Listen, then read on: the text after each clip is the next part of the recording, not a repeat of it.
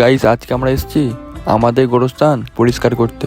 আমাদের গোরস্থানের নাম হচ্ছে পূর্বতম না মাঝের পাড়া কবরস্থান। আর ভিডিওটা যদি ভালো লাগে ভাইকে একটু ফলো করো।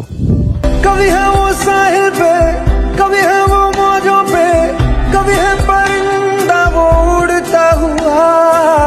वो तो खुदा है, जीवन है राह है, उसको न मजहब में कैद करना। वो वफादार है, हाँ खुद ही प्यार है, साए में उसके सुकून कितना। दुनिया का नूर है, ना तुमसे दूर है, पाकीज़गी में वो है बसता।